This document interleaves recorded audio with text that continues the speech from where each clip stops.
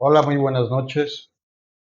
Es Eduardo Cristía y soy una persona que está sufriendo la etapa de depresión eh, y quiero compartirles más que nada los problemas que aplica los problemas o los síntomas que genera esta enfermedad. Yo le digo enfermedad porque he llegado al punto en que tengo que tomar medicamentos para poder estar tranquilo y en paz. Eh, Les puedo comentar que la depresión es una enfermedad que se vuelve parte de tu vida, de una vida cotidiana, que tú en un momento dado no te das cuenta que te acompaña porque los problemas que llevas en tu trabajo, en tu familia, con tus hijos, se te hacen tan naturales sin que tú te des cuenta de que realmente te están afectando tanto emocionalmente como mentalmente. Yo me doy cuenta de esto cuando entro a una crisis de pánico por un problema emocional que tuve y en esa crisis de pánico los síntomas fueron espantosos. El cuerpo se me durmió, sentí que el pecho me lo presionaban, no podía respirar, era puro llanto, la cabeza no la podía controlar, me decía, tú no mereces vivir, tú no mereces estar aquí, no eres lo suficiente. Fue realmente muy difícil. En esa etapa, cuando a mí me dio, yo creo que me duró aproximadamente entre 20 y 30 minutos es el sentirme así. Después de esos 20 o 30 minutos empecé a respirar, empecé a sentirme mejor. Eh, Cuando me levanté y me di cuenta, había yo tirado todo, había yo destruido todo. No era yo, era otra persona por completo. No terminó ahí, no pude decirle a alguien cercano, a un familiar o a alguien, que lo que había pasado. Pensé que era parte de un sentimiento que tenía para poder sacarlo y hacer lo que había hecho, simplemente un sentimiento que me había dolido en ese momento. Pero en el transcurso de los días que pasó después de esa etapa, sentí una recaída tanto emocional como mucho miedo. Temblaba yo al manejar, eh, no controlaba los temblores. El hecho de estar acostado en la cama me daba miedo, el salir a la calle me daba miedo. Entonces, este miedo y esta falta de seguridad la tuve yo creo que 4 o 5 días, hasta que un día me levanté y salí a trabajar. En el trabajo me distraje yo creo que aproximadamente 2 o 3 horas y recuerdo perfectamente bien que iba yo manejando y empecé nuevamente a temblar y en ese momento dije, ay Dios, me va a volver a dar, me va a volver a dar, siento que otra vez me duele el pecho. Y me paré, empecé a llorar, empecé a calmar, me volví a tranquilizar, me subí al auto y continué. Le platiqué a una persona porque uno siempre está con el temor de que estás loco, no te pasa nada, ¿cómo crees? Esto no sucede, esto no eres tú, no es algo normal, quizás pensases algo, pero realmente es la muerte, se siente uno morirse. Cuando le platiqué a esta persona, él me comentó de que un familiar estaba también con esos síntomas y me dijo, ve a ver a un psiquiatra. Llegué con el psiquiatra y lo primero que me dijo fueron los síntomas de, la depresión y la ansiedad, y todo lo que me había comentado él, yo lo tenía. Me levantaba en las mañanas muy cansado, con mucho dolor de las plantas, de los pies, las pantorrillas, los hombros me dolían demasiado y no dejaba yo de temblar. Así que cuando acudí al psiquiatra, él tomó la decisión de darme medicamentos y me dormí, yo creo que aproximadamente entre 3 o 4 días estuve durmiendo. El lapso que tuve tomando esos medicamentos, cuando salí de los medicamentos y me bajó las dosis, paulatinamente mi mente se fue calmando y se fue calmando y se fue calmando. Ya no pienso de la misma manera. Me, me comentó de que era necesario llevar una terapia para poder salir de esta situación. Entonces, pues lo que le quiero comentar a ustedes es que no es nada fácil tener una crisis de pánico, no es nada fácil tener una situación de angustia o de depresión. Platicaba hace rato con una persona y me decía, eh, todo esto lo traes desde hace mucho tiempo y tuviste que tocar piso para que te dieras cuenta de las situaciones en que estabas. Yo lo pienso de esta manera. La depresión y la angustia te quitan el amor propio, te quitan lo que eres, te quitan tu esencia, te quitan la vida poco a poco sin darte cuenta.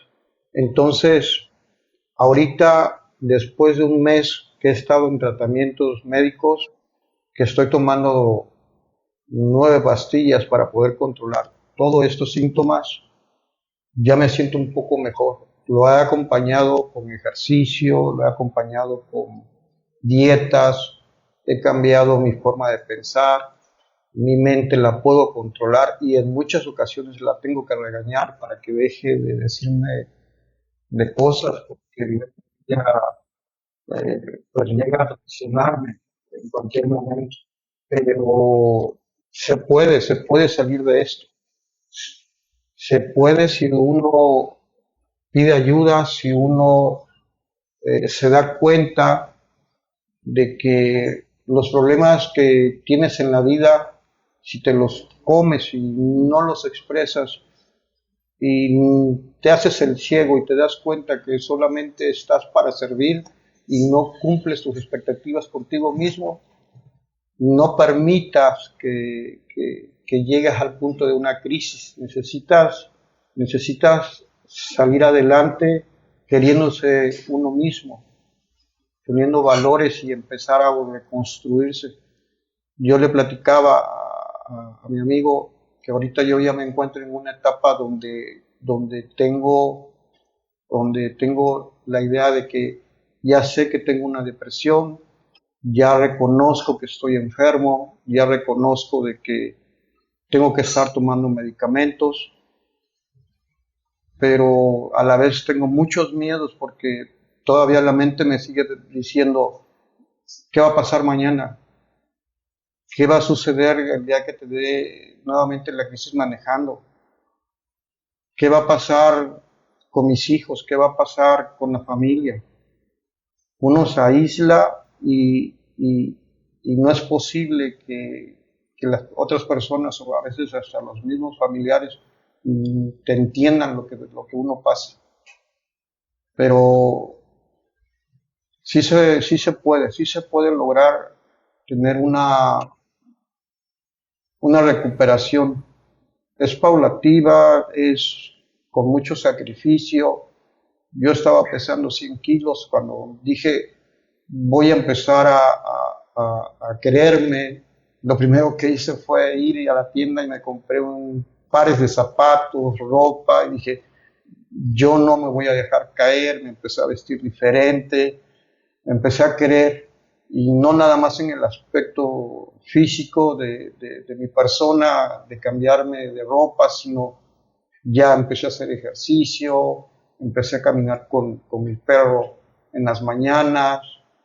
Se alejaron de mí muchas personas, esas personas que yo solamente me veían como vamos a invitar a Lalo porque para que él pague, vamos a invitar a Lalo para que él sea el que lleve el coche, vamos a invitar a Lalo. Todas esas tipos de personas desaparecieron de mi vida.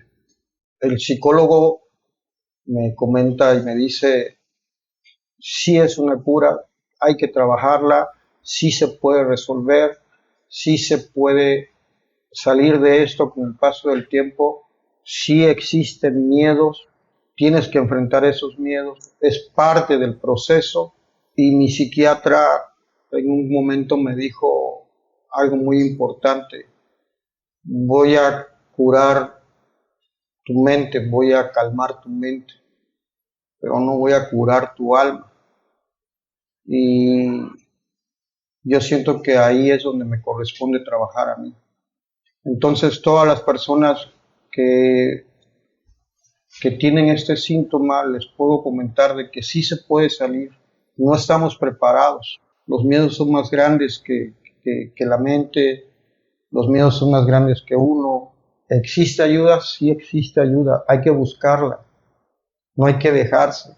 Siempre traten de ser mejores. Nunca, nunca, nunca, nunca dejen de amarse porque esta enfermedad lo primero que hace es volverte cotidiano. Tú dices el síntoma de que estoy estreñido, el síntoma de los temblores, el síntoma del dolor, el síntoma de levantarme a las 3 de la mañana sin saber por qué, el síntoma de presión en el pecho, se vuelve tu vida cotidiana y lo calmas con pastillas para el estómago, lo calmas con, no sé, yéndote con los amigos a tomarte pues algo, un alcohol o lo que sea, pero simplemente es evadir.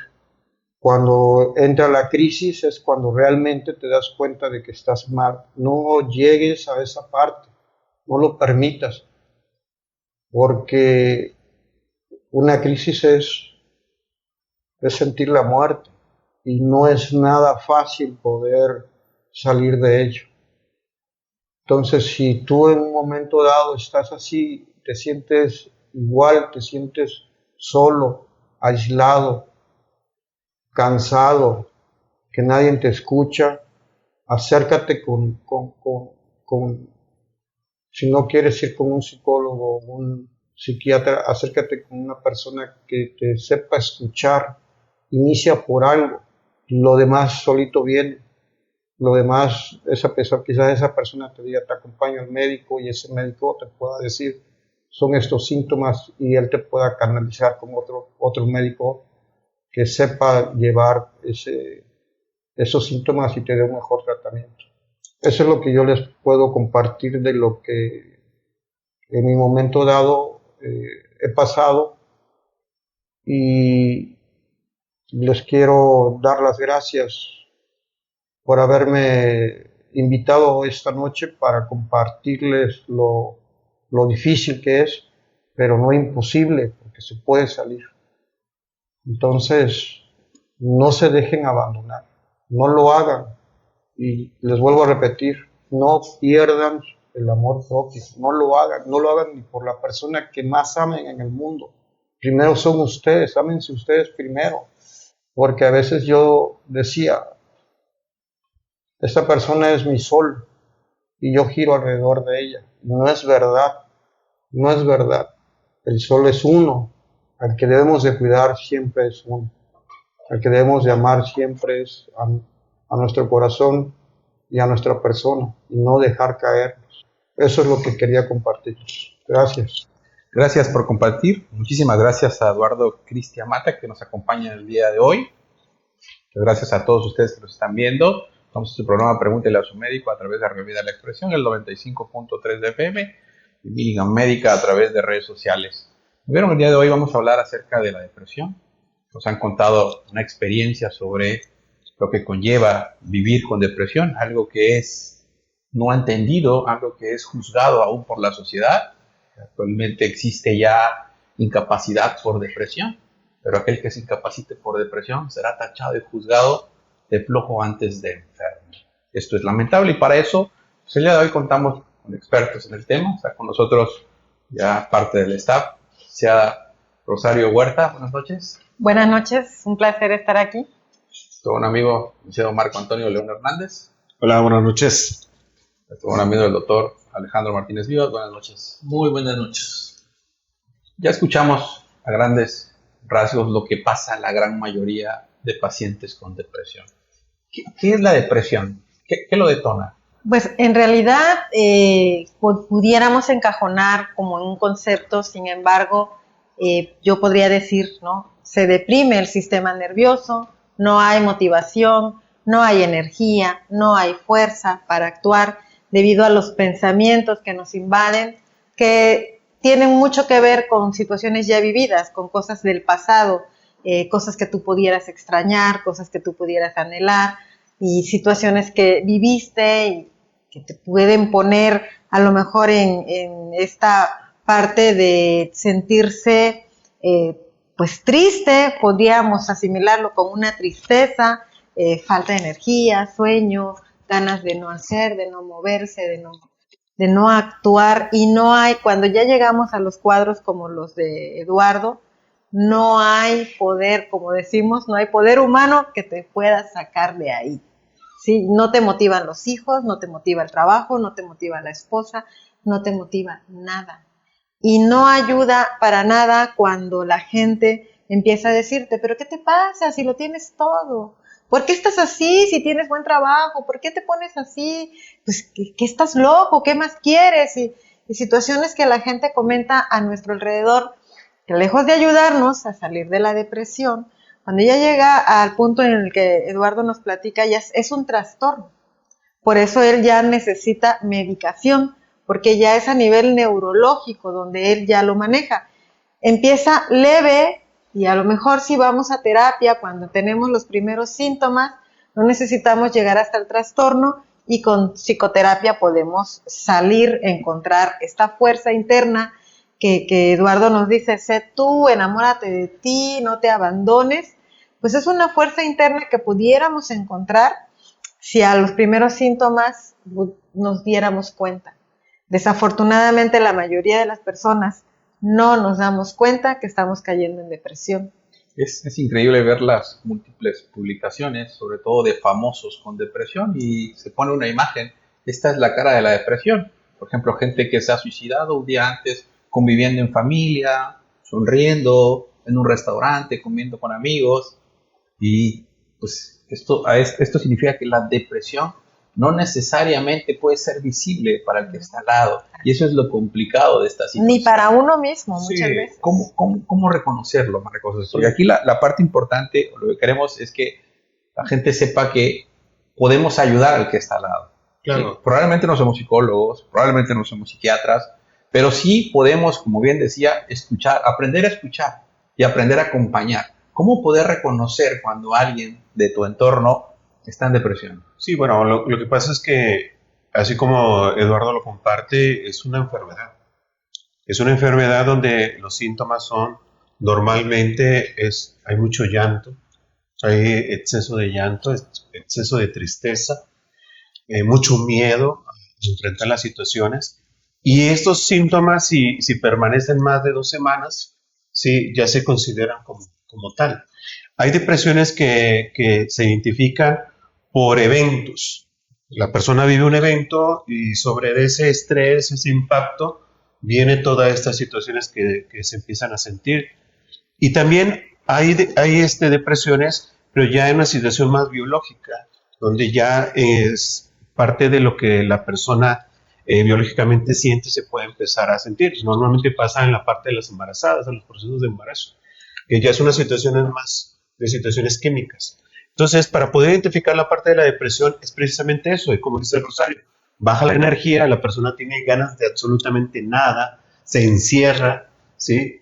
Las situaciones que tiene para salir y enfrentar las situaciones cotidianas que normalmente disfrutar, no las puede hacer.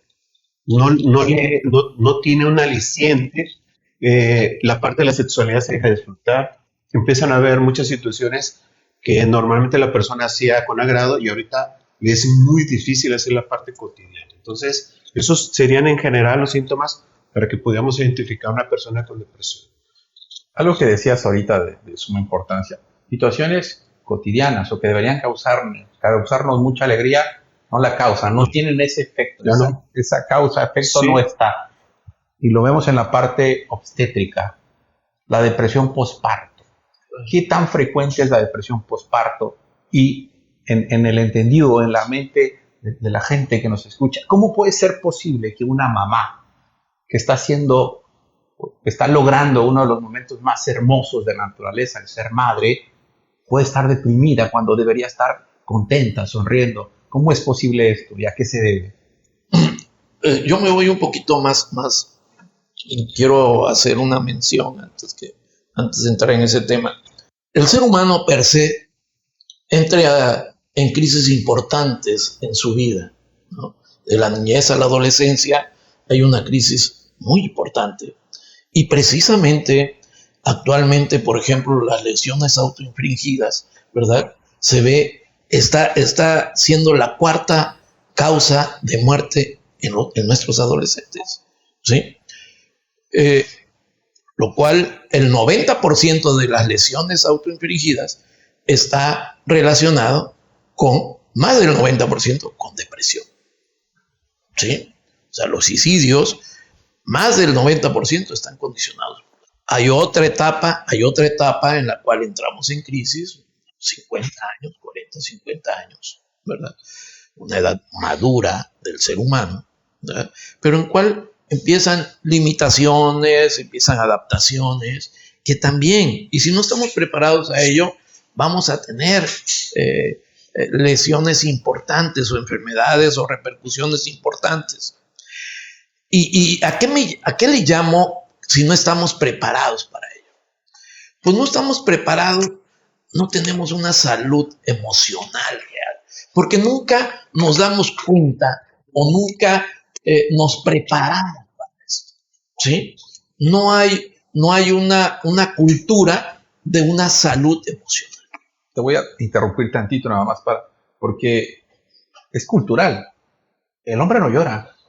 No debe llorar. No sea niña, no llore, ¿no? Desde ahí estamos inculcando esta parte de la salud emocional. No puedes expresarte, cállese, escucha a su papá, no hable. Aquí, por ejemplo, en este tema que toca Alejandro y que tú reafirmas, hay una situación importante aquí. Hay estadísticas donde normalmente las que más se deprimen son las mujeres. Pero los que menos podemos sostener la parte de la depresión son los hombres. Sí. Y la mortandad alta es en hombres. No hay mujeres. Sí, porque hay un contexto ahí, porque la mujer de una otra manera tiene la manera de compartirlo. Y tiene más apertura a buscar ayuda. Sí, totalmente. Real, ¿sí? El hombre no. Y esto no. Sabemos que una emoción adversa, vivir con ella, ¿verdad? Va al pasar de los años. Regularmente la gran mayoría de las lesiones, de las heridas están en la infancia. Y nos quedamos con ella. ¿Por qué? Porque no tenemos esa cultura de llevar a nuestro hijo, de ver realmente esa apertura emocional. Sigue y vemos un niño retraído, vemos un niño con miedo. No lo vemos en el amor, ¿sí? Y sigue creciendo ese niño. Y al rato ya es una neurosis lo que tiene, ¿sí? Más adelante, ¿verdad? Esa neurosis, pues ya va creciendo y va creando otra lesión en él, ¿verdad? Que es una depresión. Y si esa depresión la dejamos y sigue avanzando, caemos precisamente en esos brotes psicóticos y pérdida de nuestra realidad, ¿no? Vive en su mundo. Entonces, ¿y todo de dónde partió? ¿De dónde partió? De no haber expresado. De la infancia. De una emoción adversa. No haber expresado tu emoción. De una emoción adversa, ¿sí? Entonces, cuidado. Se dice que tan solo el 6 a 7 de cada 100 habitantes, de cada 100,000 habitantes, van a tener lesiones infringidas, ¿no? Y van a tener muerte. Pero ¿cuántos intentos más? Se dice que 20 veces. 20 veces más son los intentos, ¿sí? Los que logran son el 6%, pero los que lo intentaron fueron mucho más. Y sí es verdad, o sea, la mujer tiene varios periodos de estrés, de un estrés fisiológico de crisis. Una de ellas es la maternidad, por lo cual tiene que prepararse para ello. Y siempre, lo que siempre he dicho y aquí en la mesa, ¿desde dónde quieres ser madre? ¿Sí? ¿Por qué quieres compartir vida con otro ser? ¿Sí? ¿De dónde quieres enseñar? Y obviamente cuando viene este periodo y no encuentras el acompañamiento adecuado, no estás sola, pues, salen los miedos, salen las heridas. Y es cuando esta mujer va a caer en esa depresión, inmediatamente después del parto. Independientemente de las liberaciones mayores de dopamina, serotonina, todo esto que genera este sentimiento adverso, todos estos neurotransmisores que van a generar esa tristeza, ¿sí? Porque es lo que nos hace, ¿verdad? Así como hay hormonas de la alegría, hay hormonas de la tristeza también. Hay sustancias que nos hacen sentir completamente apáticos, nos desconectan de nuestro vivir. Entonces, esas son las mujercitas que van a tener más riesgos de tener una depresión. Aquellas que no se sienten acompañadas, aquellas solteras, viudas, aquellas que han tenido pérdidas, ¿verdad? Y nos hemos enfrentado a ellas y hemos generado, y te das cuenta las heridas tan importantes que venía arrastrando, ¿no? Que viene arrastrando. Y obviamente en el embarazo, en el cual ya hay un compromiso mayor con otro ser, hay un compromiso de cuidado. Si yo no me sé cuidar, no tengo un autocuidado real para mí, ni de mis emociones, ni de mi salud física, biológica, pues ¿cómo voy a generar esto en otro ser? ¿Sí? Sí, perdón, adelante. Sí, todo esto está tan claro a lo mejor para los que ya lo tenemos bastante consciente o bastante estudiado, pero en una vida más real, la persona no se da cuenta que está cayendo en depresión, la persona no se da cuenta que no está preparada para enfrentar, la persona no se da cuenta que no es consciente de sí misma y se va sumiendo y se va sumiendo y se va sumiendo en estos estados no sanos. Entonces, efectivamente, es cultural el hecho de que no hemos aprendido a expresarnos, no hemos aprendido a decir tengo miedo, no hemos aprendido a compartirle a mi compañero, ¿sabes qué? He estado pensando en esto y esto no me está dejando en paz. Y sí es cierto que las mujeres tenemos más libertad porque es símbolo de debilidad. Y la mujer es un símbolo de debilidad para muchas personas. Entonces, la mujer es frágil y es débil para muchas personas y por ello tiene el permiso de llorar y por ello tiene el permiso de sentir miedo y por ello tiene el permiso de juntarse con sus amiguitas a llorar, ¿no? O a reír. El hombre no, porque el hombre es símbolo de fortaleza y es el que protege y es el que cuida y es el que tiene que responder y tiene que enfrentar y entonces por eso no tienes que llorar. Y por lo tanto no tienes que decir que tienes miedo. Pero no es consciente, repito, no es consciente. Si nos diéramos cuenta que no estamos preparados, obviamente no íbamos a caer en depresión. Claro, hay una terminología importante. Tristeza y depresión. Eduardo, ¿cuándo identificas que esta tristeza que cargas ya no es una tristeza normal o no lo relacionas con nada? ¿Y cómo logras tomar la decisión de pedir ayuda? ¿Después de qué? Yo me doy cuenta de que la tristeza se vuelve cotidiana. ¿Por qué? Porque le das excusas. Posiblemente que si algo no te salió bien con hijos, posiblemente que si algo no lo lograste en el día, quizás en una palabra que te dijeron y te ofendió, se vuelve cotidiana. Realmente no la ves como tal, no la ves como si fuera una opción de que tú digas, ay, estoy triste y sabes, me siento mal, no lo comunicas. Pero sí lo identificas. Lo identificas, pero no lo comunicas, porque piensas que es algo normal en tu vida cotidiana. Bueno, lo que pasa es que aquí, perdón, Lalo, es que hay un desconocimiento de las emociones. Porque normalmente la tristeza llega con la intención de que nos desahoguemos. Pero normalmente lo que se siente es el estar sufriendo.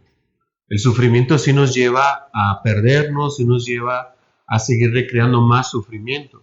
Entonces, esta falta de preparación que tenemos en base a las emociones de poderlas identificar, por eso nos lleva a la confusión. Y por eso estamos acostumbrados a traer este sentimiento, ¿sí?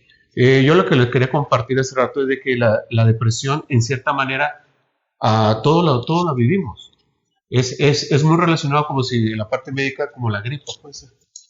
En algún momento lo vas a sentir. Lo que no es sano es que hay tipos de depresiones que ya por el tiempo y todos los síntomas que la persona presenta, es cuando ahí ya va siendo una situación donde ya se tiene que atender de una manera diferente. Se convierte en un trastorno. Así es. Pero vuelvo al tema, el no estar preparados emocionalmente para identificarlos, es por eso que nos confunde. La tristeza siempre nos va a llevar a desahogarnos y el desahogo siempre va a traer un bienestar, pero el sufrimiento no. Entonces nos acostumbramos más a estar sufriendo. Y tan no estamos preparados que te encuentras a alguien y ¿cómo estás? Bien. Siempre decimos bien. ¿Cómo estás? Bien. Aunque te estás sintiendo súper mal por dentro, tu cabeza está hecha un caos, sonríes y dices bien. Pero ¿qué pasa si te dicen que no están bien? ¿Qué es tu pensar? ¿Cuál es el pensar de la mayoría de las personas? Porque tú preguntas con la intención que te digan estoy bien. En el momento que te dicen, no, fíjate que me siento mal y he andado mal, la gran mayoría de personas no le vuelve a preguntar si está bien esa persona. Porque nos encontramos con nuestro propio miedo y entonces nos da miedo y mejor cortamos ahí, ¿no? Cortamos la charla porque no sé qué responder, porque no estamos preparados. Pues yo creo que aquí la respuesta viene dependiendo de en lo que creamos, ¿no? Claro. Y normalmente lo que está generalizado es más la corriente hacia la parte de la religión, ¿sí? Normalmente ese es como el impulso. Cuando yo no me siento bien y no tengo una respuesta, normalmente el impulso es como a la religión. Y normalmente en la religión, pues, hablando de emociones, pues no es su área, son situaciones limitadas que no tienen nada que ver la parte de la espiritualidad con la parte emocional, pero que muchas veces la gente encuentra a alguien que lo escucha en esos lugares. Entonces, pues se crea cierto bienestar. Entonces la persona en ese momento está sintiendo cierto abandono, está sintiendo cierto miedo, y el sentirse acompañado de alguien hace que los síntomas pues bajen. Pero eso no quiere decir que la situación ya está controlada. Sí. No, simplemente en ese momento baja. Pero la situación es que, porque se tienen que tomar decisiones, precisamente para eso. Y mientras no se tomen decisiones, los síntomas van a seguir sintiéndose. Cuando ya se toman decisiones, ahí la persona se da cuenta qué es lo que necesita y hacia dónde se necesita dirigir. Muchas veces la parte de estar identificando la depresión, muchos maestros lo manejan como el miedo a salir, a enfrentar. Así lo identifican la parte de la depresión. Por eso es que me escondo. Sí sé lo que tengo que hacer, pero tengo miedo a hacerlo. ¿Lo identificas o simplemente vas a pedir ayuda? Lo identifico, pero no pides ayuda al momento. Sí, es real, no pides ayuda al momento. Porque cuando yo identifiqué que tenía un problema, decía, párate y sal de la casa, y estando en la calle vas a estar bien. Y sí, efectivamente llegaba al trabajo y no pasaba nada. El problema era volver a poner un pie dentro de casa. Así es. ¿Por qué? Porque en ese momento volvía yo a regresar a ese miedo, a esa realidad de donde salí en ese momento. Entonces, no lo identificas. Te das cuenta, en mi caso, me di cuenta en el momento en que entré en la crisis de pánico. Cuando empecé a temblar, cuando empecé con los problemas digestivos, cuando mi mente no paró, cuando no para el llanto, cuando por un simple hola te pones a llorar. Entonces ahí tú dices, ¿qué pasa? ¿Qué me está pasando? Pero como mencionaban hace rato, uno como hombre va y le platica al mejor cuate, tengo este problema, estás loco, échate algo y se te va a pasar, Sí, claro. con eso lo vas a olvidar. Y es lo peor que puedes hacer. O sea, aquí lo que sucede es que lo vas acumulando y llega el momento en que esto estalla. ¿Cómo abordar a un paciente que llega pidiendo auxilio, pero obviamente no te lo va a decir, ¿no? Obviamente a veces el paciente sabe por qué va, pero no expresa por qué va. O a veces alguien lo lleva, ¿no? ¿Cómo abordar esta parte emocional de un paciente que se ve que está dañado? No sabe, porque es difícil de identificar, supongo yo, ¿por qué me pasa esto? No sé cuál es el origen. Y eso me imagino que es lo más complicado de abordar este tipo de casos, porque tengo que llegar hasta la raíz para poder empezar a trabajar nuevamente todo. Claro. Bueno, a mí me ha tocado diferentes personalidades y diferentes formas de abordarlo. Entonces, desde la forma en la que yo trabajo, es poco a poco. Le vas indagando, le vas preguntando, te vas acercando hasta donde la persona te lo va permitiendo. Yo no soy tan confrontativa de decir, pues no, es que lo que tú tienes es esto, ¿no? Sino ir buscando las maneras a través de los cuestionamientos de lo que está pasando, que la misma persona vaya abriéndose y detectando y diga, sí quiero seguir trabajando, sí necesito venir más a terapia, sí quiero estar aquí, porque si la persona quiere, identifica y ya quiere, entonces nosotros vamos a poder entrar a trabajar con ellos, en mi estilo. Sí, yo considero que el mismo paciente te va llevando de la mano a la necesidad que requiere. El estar atento a los síntomas que tiene el paciente, obviamente, a mí me da los elementos para saber hacia dónde acompañarlo. Pero el paciente normalmente es el que siempre va como diciendo, quiero ir por aquí. Y ya cuando el paciente empieza a tocar la parte de las emociones, con ciertas situaciones, entonces ahí yo empiezo a identificar realmente el origen por el cual viene. No se lo digo al paciente, sino que el paciente mismo tiene que identificar ir hacia ese punto. Y eso puede ser entre la segunda, tercera o cuarta sesión. Hay pacientes que ya llegan con la necesidad de la crisis que tú dices, que cuando normalmente el paciente ya va cuando va en crisis, cuando no puede dormir, cuando ya empieza a bajar de peso, cuando ya las situaciones ya digestivas están muy fuertes, normalmente ahí es cuando empiezan a pedir ayuda. Pero ya ahí ya fueron, a ver, ya el camino ya empezó con la parte del médico, con la parte del especialista, con la parte de los análisis, con todo. Sí, así es. Entonces, a lo último, realmente empiezan a identificar que esto se tiene que trabajar ya en una situación tanto cognitiva como emocional. Pero ya para eso ya el paciente pasó por muchas situaciones, ya dejando la parte emocional y mental ya como a lo último, como ya que eso es lo que tiene que ser, ¿no? Entonces, es muy respetable, dependiendo del caso de cómo llega el paciente. El paciente llega en crisis, hay técnicas que yo ocupo que precisamente se ayuda al paciente a desahogar, porque lo primero que hay que hacer en ese sentido es de que el paciente desahogue para que baje toda la presión del estrés y para que la persona pueda empezar a descansar sobre todo eso, ¿no? Y así como tú lo decías, el empezar a ir a caminar, el empezar a hacer cambios en el régimen alimenticio, eso ayuda muchísimo, porque le estás pegando en las áreas necesarias de todo el cuerpo.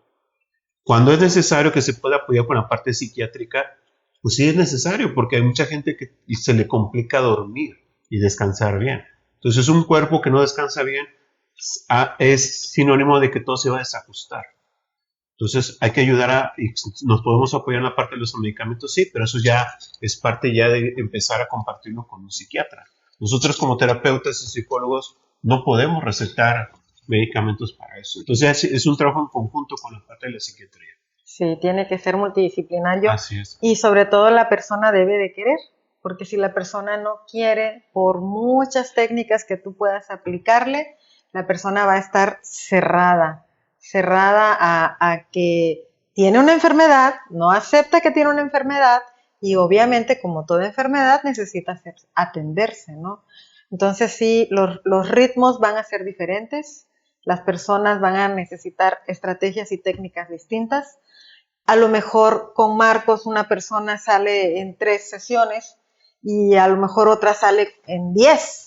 Y a lo mejor conmigo una persona puede salir a la primera porque va con toda la disponibilidad y hay otra persona que se va a aburrir porque nada. O también el mismo terapeuta, cuando ya ve que van 5 o 6 sesiones y no hay ningún cambio, uno también tiene que reconocer que no es el acompañamiento correcto que te estoy dando y hay que canalizar a la persona con otro terapeuta para que haya más ese rapport, ese clic, sí me gusta, sí me escuchas, sí me orientas, ¿no? Y pueda haber este cambio que es un proceso, es un paso a paso, no es de la noche a la mañana, ¿verdad? Salir de la depresión no es de la noche a la mañana. No, lo que pasa es que la persona que lo está sufriendo normalmente te pregunta, ¿y esto cuánto va a durar? No hay un tiempo. Entonces ahí entra más el miedo porque el paciente quiere decir, pues es que necesito que me diga cuándo se va a terminar esto. No hay un tiempo. Ya es dependiendo el compromiso del mismo paciente en lo que él se dé el permiso de trabajar, que va a empezar la parte de su recuperación. Hay gente que sale pues en 1 mes, 2 meses, hay gente que sale en 3, 4 meses, hay gente que sale en 6 meses, pero todo tiene un tiempo, pero es dependiendo del trabajo del mismo paciente, ¿no? El acompañamiento es importante, obviamente. Claro. Pero sí entra esa parte del miedo, ¿no? Porque las sensaciones no son gratas. Y sobre todo ya cuando empiezan a haber problemas físicos, cuando empiezan a haber problemas de articulación, cuando empiezan a haber problemas de respiración, cuando empiezan a haber problemas alimenticios, la parte digestiva. Entonces ya ahí las situaciones se complican más y ahí entra mayor el miedo. ¿Sí? Entonces sí, es una situación que sí es muy importante compartir, sobre todo para que empezar a crear la conciencia de que la persona que tenga estos síntomas, hay que escucharla, porque ese sería el primer paso, como lo acabas de compartir. Porque normalmente no le ponemos atención a esto. Pensamos que es algo muy superficial. No, muy superficial.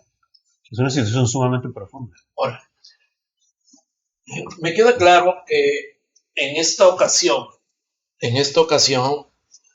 o Guayo, Eduardo, como yo le digo Guayo, ya tiene un conocimiento, él ha trabajado sus emociones, ya tenía un trabajo emocional. En esta ocasión, él busca la ayuda porque se da cuenta que realmente la gran mayoría de los pacientes que caen en depresión no saben lo que están viviendo. Así es. ¿Sí? Y no van a buscar la ayuda. Regularmente esa ayuda tiene que venir de fuera. Sí. ¿Sí? Es fácil decir, pues hay que vivir para nosotros, hay que fortalecer nuestro amor propio, ¿sí? Pero y hay que vivir en el amor, diría yo. Sí, pero es un trabajo sumamente fuerte. A esto voy. La gran mayoría de nosotros vivimos en el miedo, ¿no? Y en nuestra locura. Vivir en el amor es lo más lindo, pero también es lo más difícil, porque tienes que tener una salud emocional plena, ¿no? ¿Qué le podíamos recomendar a todo el auditorio en base a los puntos álgicos que tendríamos que detectar en un paciente que está teniendo una depresión? Porque también, tampoco lo acepta tan fácilmente. Oye, es que estás en una depresión. No, yo no estoy en una depresión. Es un problema que ya viene arrastrando. ¿Sí me explico? O hasta entrar en una crisis o con lesiones, cuando empiezan ya a autolesionarse, entonces ya podemos aceptar o hacer algo.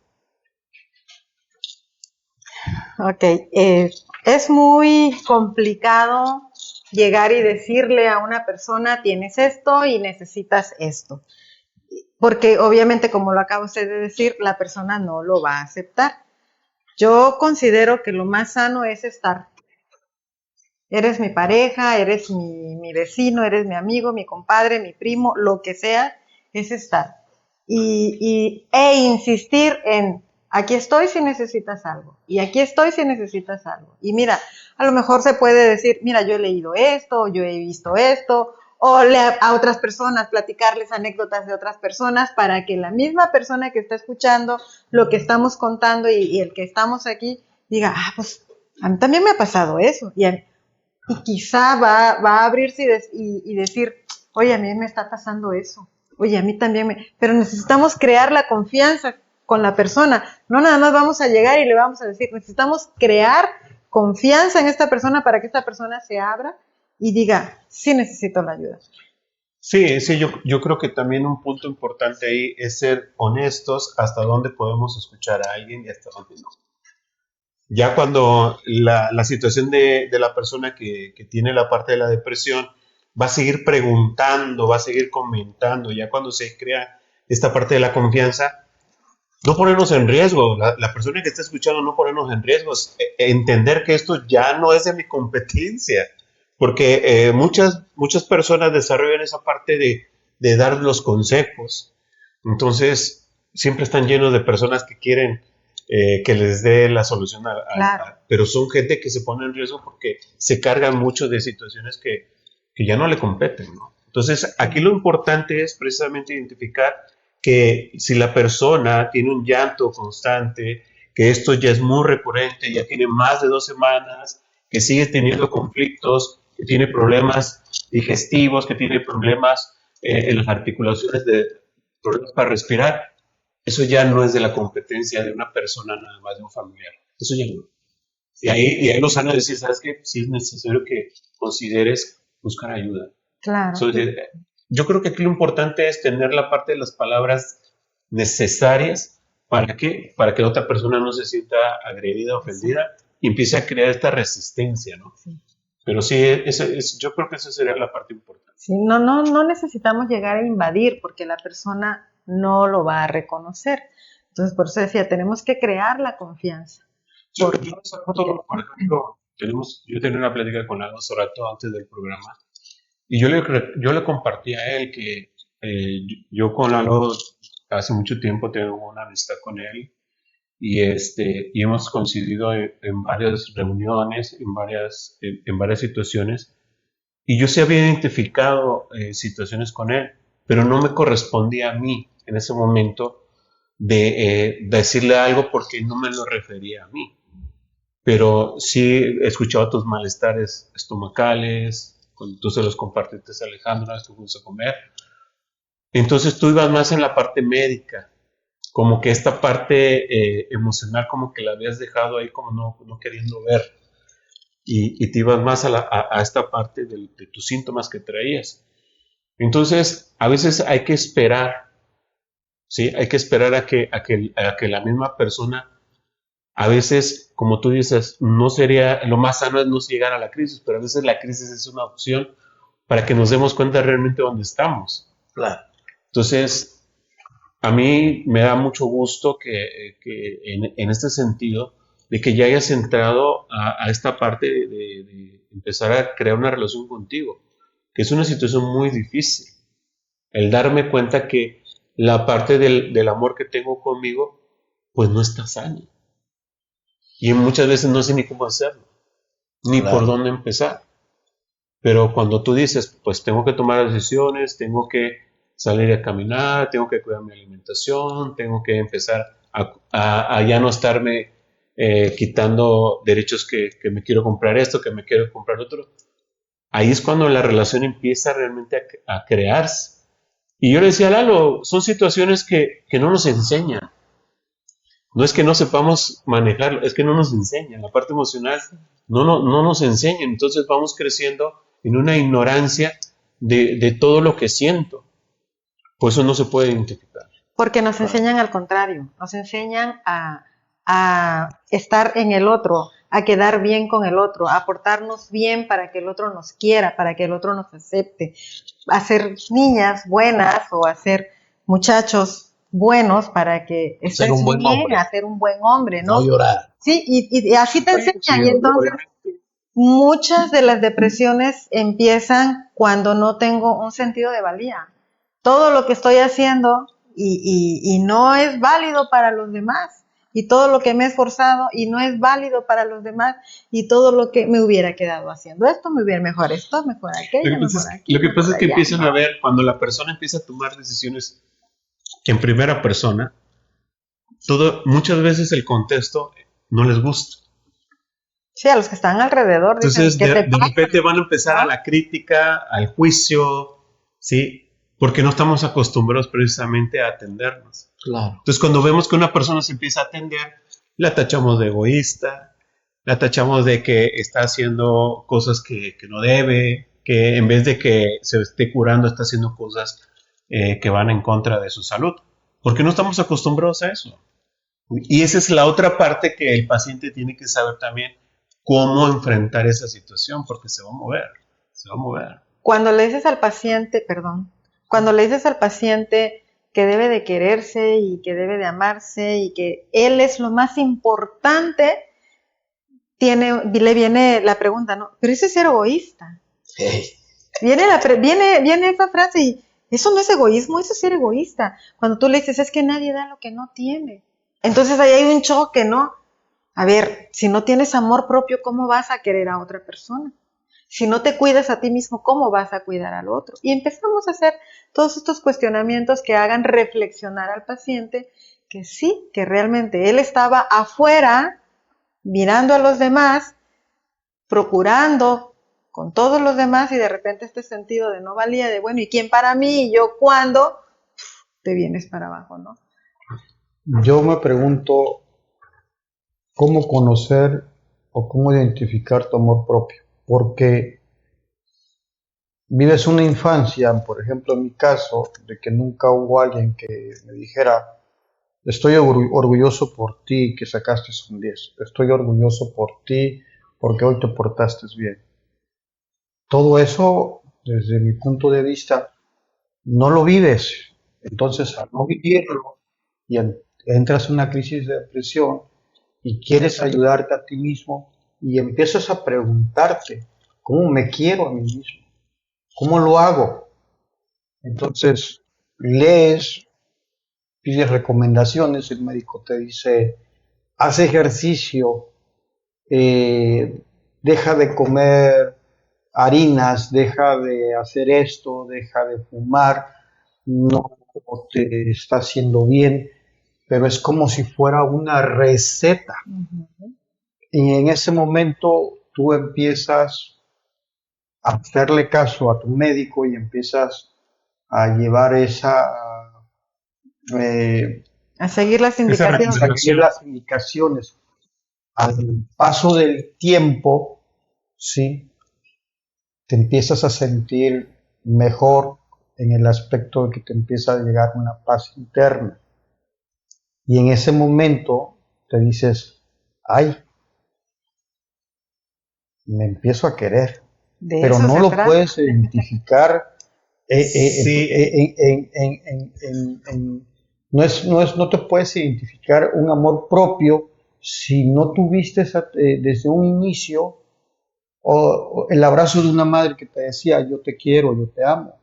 Claro. O sea, no lo puedes hacer, Marcos, es muy difícil. Esa parte yo te lo puedo compartir de una manera personal, Lalo, de que las etapas las cuales hablaba Alejandro, normalmente cuando ya en la parte de la parte de la infancia empezamos a entrar a la parte de la adolescencia, ahí es donde tenemos que empezar porque a enseñarle más a los hijos a poner límites. Parte del amor propio, la base, para mí, es el respeto. De lo que yo necesito y de lo que no necesito. Entonces, para mí ese es el inicio del amor propio. Entonces, los hijos cuando ya entran en la parte de adolescencia empiezan a desarrollar la parte de las decisiones, de tomar decisiones. Porque empiezan a identificar qué les gusta, qué ropa ponerse, con qué amigos juntarse. Entonces, la parte de tomar decisiones, ahí empiezan realmente a crearse.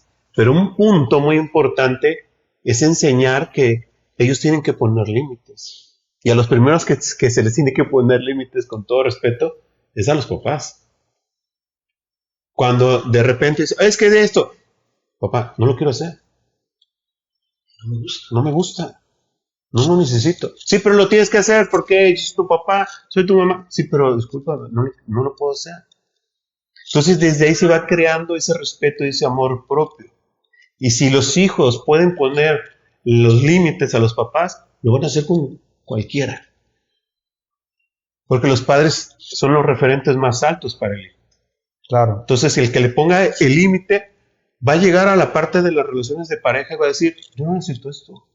Oye, pero es que vamos con mi mamá, porque eso es que yo no quiero ir. Pero habla en primera persona, no que no vamos a ir. Yo no necesito estar ahí. Y eso no condiciona que la otra persona lo quiera hacer o no. Porque parte del amor propio también es la parte del respeto hacia mí. Y automáticamente se crea la parte del respeto hacia los demás. Claro. Cuando ya somos adultos y no tenemos esto, como me dices, yo no lo identificaba porque no lo tuve cuando era niño, entonces obviamente cuando soy adulto, pues no lo identifico, no sé cómo es quererme a mí mismo. Y ahí es donde está el acompañamiento psicoterapéutico, porque nosotros empezamos con ejercicios que tienen que ver con ese amor propio, estos límites de los que habla Marcos, que les enseñamos a nuestros hijos, a que pongan límites sobre lo que sí quieren, no quieren, si les gusta, no les gusta, hacia los demás. De la misma manera vamos acompañando al adulto y empezamos a cuestionar qué necesitas para ti, qué quieres para ti, qué te ha hecho falta, desde dónde no te das, desde dónde no te compras, desde dónde no te consientes. Y empezamos a hacer un mundo de ejercicios dependiendo de la persona, dependiendo de cuánto la persona sostiene, porque yo lo he dicho muchas veces, una cosa es ir a terapia y otra cosa es hacer la terapia. Entonces, si la persona está haciendo la terapia, obviamente va a encontrar ese amor propio, porque eso es lo que está buscando. Sí. Y sobre eso va, nosotros como terapeutas, pues les vamos a ir orientando y los vamos a ir acompañando. Y puede ser que los ejercicios que pongamos no te generen ese amor propio, y tú tienes todo el derecho de decir, esto no me sirvió, esto no me gustó. Eso es amor propio también. Así es, y entonces vamos en el camino, vamos de la mano y vamos aprendiendo todos. Una persona que no es terapeuta puede identificar que Lalo, que yo, que Marcos, que cualquiera tiene depresión, sí puede. ¿Por qué? Porque la ha vivido. Claro, exacto. Solamente podemos identificar en otro algo que nosotros tenemos, algo que nosotros somos, algo que nosotros hemos vivido. Y entonces desde ahí es un acompañamiento más honesto, porque si yo ya lo viví y me incomodaba cómo me lo decías, vengo contigo y te lo digo de una manera más suave, más asertiva, más de acompañarte, ¿no? Eso es muy importante. Sí podemos, como dice Marcos, hay límites, tenemos límites, no somos terapeutas, pero ya vivimos una depresión, ya salimos de una depresión y volvimos a entrar porque salimos y entramos, salimos y entramos. Y si no tenemos un acompañamiento sano, vamos a salir de ahí y vamos a entrar y cada vez va a ser más fuerte. Y voy a salir con mis propias fuerzas y voy a volver a entrar, porque así es cuando no tenemos un acompañamiento sano. Y este tema, ¿no? Este tema del respeto hacia los hijos, desde ahí se crea la parte del amor propio, respetando los impulsos de los hijos. Pero es lo que menos hacemos. ¿Por qué? Porque no sabemos que lo estamos haciendo. Pensamos que estamos haciendo lo correcto formando a los hijos, pero realmente los vamos limitando. Realmente los vamos quitando esos impulsos de libertad, de independencia, de individualidad. Se los vamos quitando. Y después queremos que en la parte de la adolescencia, que por arte de magia, surjan. Pero si yo mismo de una manera inconsciente lo hice. Entonces ya el adolescente tiene miedo, el adolescente no sabe qué hacer, el adolescente tiene miedo de tomar decisiones, el adolescente tiene miedo de tomar retos, pero queremos adolescentes seguros, exitosos. Y uno les venimos quitando todos los recursos. Entonces, el tema es desde ahí, ¿sí? Y todo este tipo de las situaciones de depresión crean muchas situaciones bien también de muchas situaciones de dependencia. Y podemos ir de la depresión a la ansiedad y entrar en un juego. De la depresión a la ansiedad, de la ansiedad a la depresión, y nos vamos como bolita de ping pong, ¿no? Cuando tú entraste en tus ataques de pánico, en tus crisis de pánico, ahí estabas en ansiedad totalmente, ¿no? Y baja esa ansiedad y ¡pum!, te sumes a la depresión. Entonces sí es muy importante el acompañamiento que cada uno de nosotros pudiera buscar, tener, ¿sí? Para poder salir de esto. Sí tiene toda la razón tu médico que dice, ¿no? Sí se va a salir, sí se va a salir. En la medida que tú quieras, y en la medida que tú lo trabajes, y en la medida que tú te disciplines. Porque esto requiere de mucha disciplina. Y eso es propio. Así es. ¿Cuándo psicología, cuándo psiquiatría? Es creo que un punto medular en el tratamiento de la depresión. ¿En qué momento o siempre la mano? ¿Qué primero, qué después? ¿Cómo identificamos esto? Bueno, nosotros primero, como psicólogos, no nos gustaría nunca llegar a la psiquiatría, porque la psiquiatría te va a dar un medicamento que va a inhibir tu sistema nervioso y que de una u otra forma no vas a trabajar con conciencia plena lo que está provocando el daño. Entonces, para nosotros, primero, en una depresión leve, en una depresión que inicia, el acompañamiento psicológico puede ayudar y no llegar hasta la psiquiatría. Cuando ya la depresión sigue avanzando y se sigue haciendo más grave y ya tiene cuadros clínicos, biológicos, entonces sí necesita el acompañamiento de un psiquiatra para que estos pensamientos y a nivel neuronal hormonal reduzca toda esta energía que no le está ayudando al cuerpo y obviamente no le está ayudando a la mente. ¿Quién lo decide y cómo se decide? Pues si está yendo a terapia, definitivamente el terapeuta. Sí, lo que pasa es que nos podemos apoyar en la parte de la psiquiatría para poder regular la parte biológica del cuerpo. Cuando ya la persona no tiene problemas para dormir, cuando la persona no tiene el enfoque en la parte de sus actividades y se ve rebasado en los recursos que tiene. Sí se puede hacer un trabajo ahí con la parte de la psiquiatría. Cuando el paciente tiene los recursos de decir, no, pues sí estoy durmiendo todavía, no tengo problemas, ok, pues podemos seguir. Pero cuando ya dice el paciente, es que ya necesito dormir y no sé qué hacer, entonces ahí sí nos podemos apoyar con la parte psiquiátrica. Y el psicólogo, perdón, aunque siga yendo a terapia y está yendo con el psiquiatra, el psicólogo no le puede decir, deja de tomar la medicación. Ok, eso es creo que un punto importante. El psiquiatra te lo dio, el psiquiatra te lo quita. Sí, pero también yo creo que aquí el tema es que llegar a la meta seria de que el paciente por medio pueda sostenerse, claro, sin la medicación. Sí. Pero obviamente el reducir la medicación y todo eso es parte nada más médica. ¿Se cura? ¿Esto se cura? Sí. ¿O toda la vida voy a vivir con tristeza y depresión y me la voy a controlar y tendría ataques de repente? La logoterapia, que es una técnica muy padre, que habla del sentido de vida, dice que se cura. Y como decíamos, podemos salir de la depresión y entrar nuevamente, ¿no? Pero hay personas que tienen crisis depresivas, que tienen depresión, que pueden llegar incluso a un trastorno y disciplinarse completamente y estar en esta sensación de pensamiento positivo, de vivir en el presente, de vivir en el aquí y en el ahora, de una manera consciente, sí puedes curarte. ¿Qué consejo, qué le dirías a la persona que está en tu lugar, solo que atrás de la cámara, viéndonos a través de una pantalla, que se está identificando contigo? ¿Qué le dirías directamente a esa persona para que pueda encontrar el camino? Pues lo primero que podría comentarle es que se ame, que se quiera, que de alguna u otra manera esto es mental, porque el llanto, el miedo de salir, el problema de no parar la mente, tiene solución. Entonces hay que buscar ayuda con la persona que como comentaban hace rato, que quizás en su momento ya lo vivió. Y esa persona te puede canalizar con un psiquiatra o con un psicólogo y puedes tú lograr tener una paz. Porque realmente lo que busca una persona depresiva, al menos yo, busco paz, busco estar tranquilo.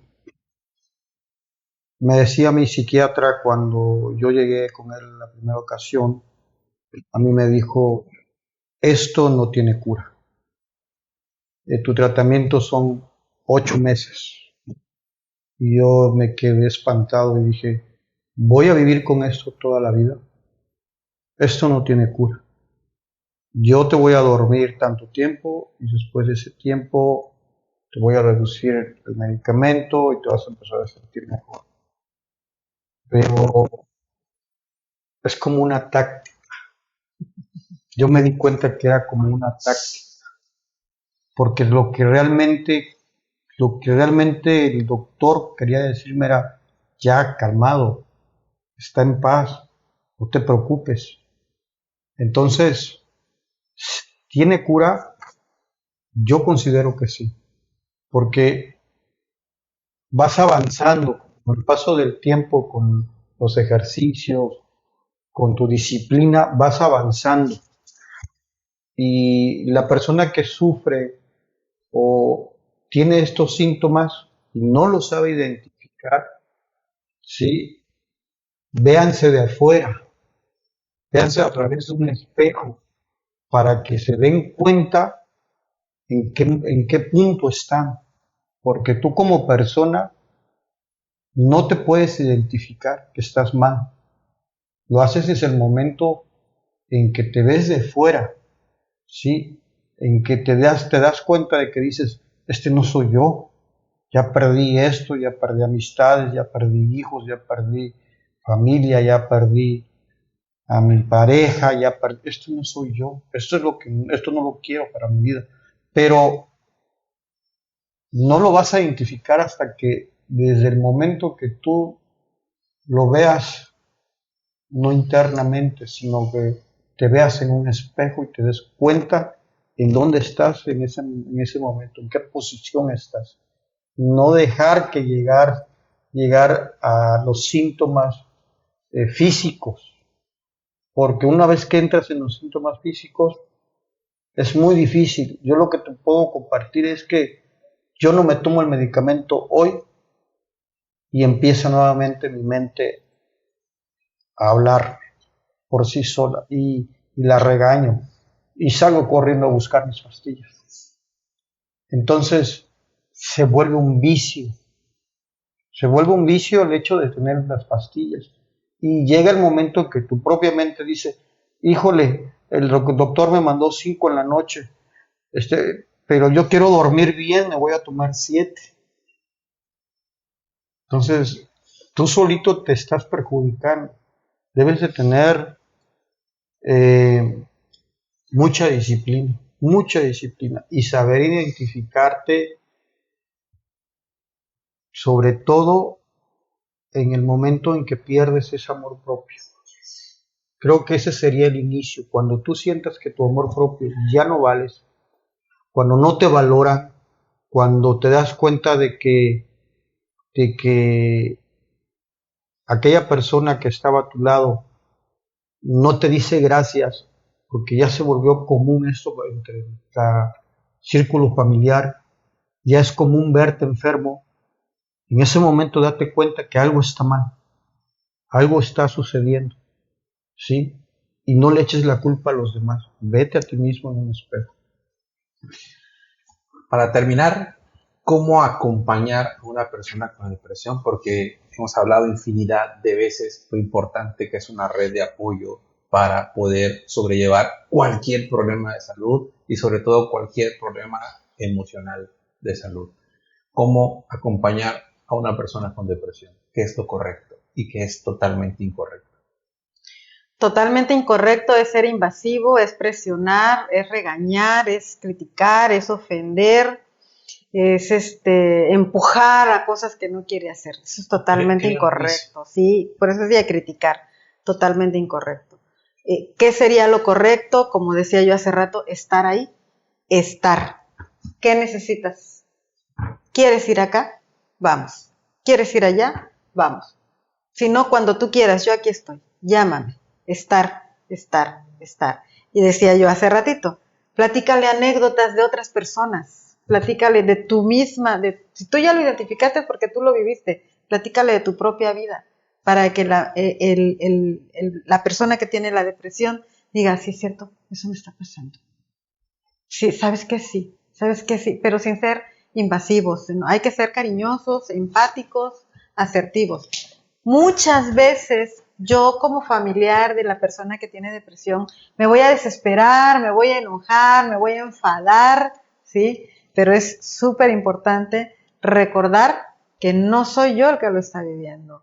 Y si yo estoy sufriendo viéndolo a él, imagínate lo que está sufriendo la persona que lo está viviendo. Entonces sí necesitamos mucha empatía. Gracias. Doctor Alejandro, ¿algo para despedirnos que quiera agregar? En esta vida hay dos caminos, hay dos estilos de vida, ¿no? O vives en el miedo, o vives y creas, obviamente, un mundo gris para ti, o vives en la posibilidad que es el amor. Obviamente, todos tenemos miedos, todos vivimos en el miedo. Trabajar para vivir en el amor es trabajar en nuestra salud emocional.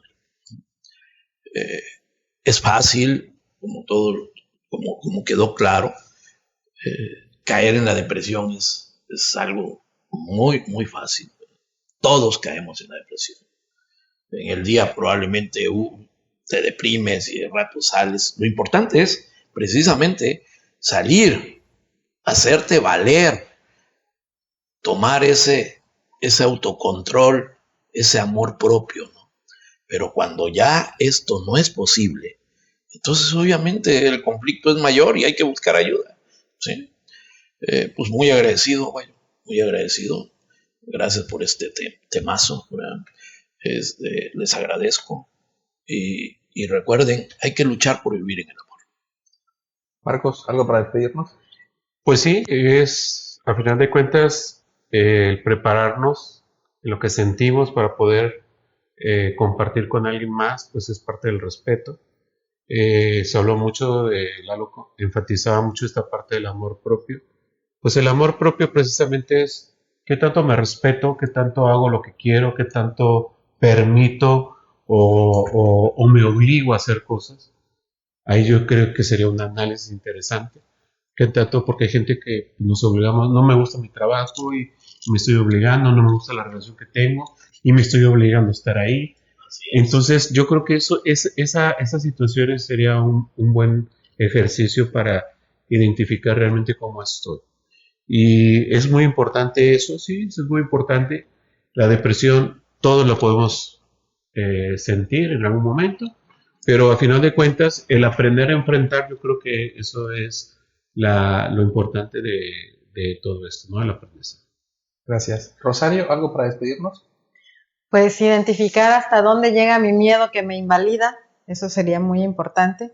Saltar esa barrera del miedo para poder reflexionar, analizar. Decía Lalo, hay que mirarnos desde afuera, eso es súper importante. Pero sobre todo el punto de, si mi miedo me está paralizando, es momento de pedir ayuda. Gracias. Pues agradecemos muchísimo a Eduardo Cristian Mata el haber compartido con nosotros. Gracias. Muy valiente. Muchas gracias. Muchísimas gracias a todos ustedes que nos ven a través de las redes sociales o nos están escuchando por radio. Por favor, compartan para que esta información llegue a muchísima más población. Quizás quien esté al lado de nosotros está en depresión. Hay que aprender a buscar, hay que aprender a encontrar y hacerlo a tiempo puede marcar una diferencia abismal. Compartan para que llegue a muchísima más población. Recuerden que una población más informada es una población mucho, mucho más sana. Pues muchísimas gracias. Nos vemos la próxima semana. Hasta la próxima. Gracias. Luego. Una pequeña encuesta, me comenta el equipo técnico. Algunas pocas personas la contestaron, 13 para ser exactos, para preguntarles. Cuando se les pregunta cómo están, siempre contestan bien. Solo una de las 13 dice que realmente siempre está bien. Las otras 12 no necesariamente están bien. Hasta la próxima. Gracias. Oh.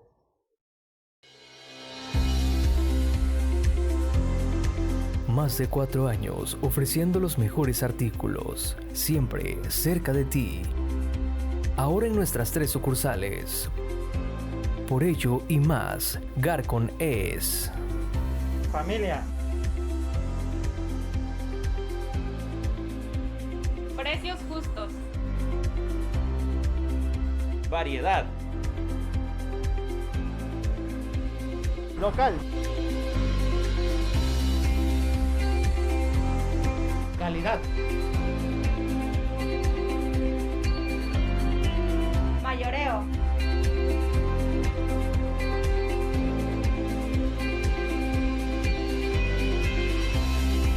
Menudeo.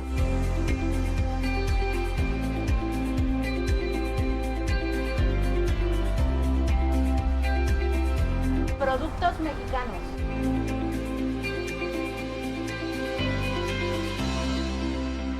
Te agradecemos por seguir confiando en nosotros. Ven y encuentra lo ideal para tu hogar, industria y oficina.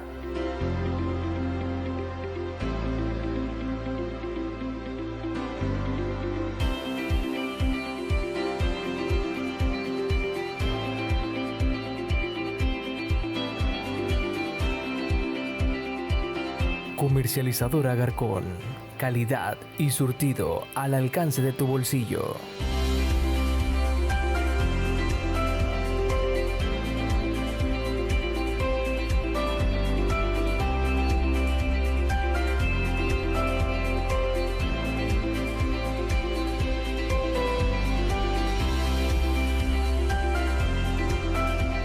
Pino Suárez, número 228, Barrio La Cruz, Otiapan.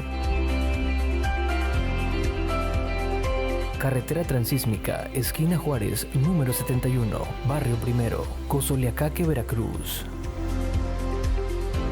Boulevard Instituto Tecnológico, número 900, Colonia La Bomba, Minatitlán, Veracruz.